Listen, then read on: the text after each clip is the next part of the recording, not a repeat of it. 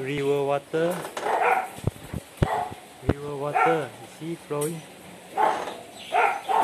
Flow up. Connect up from the bottom. The first.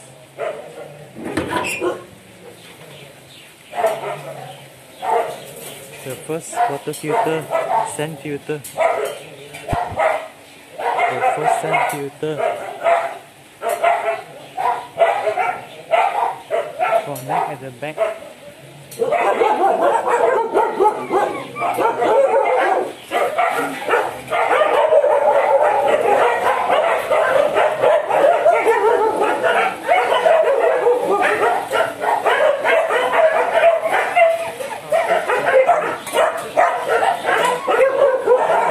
Second filter.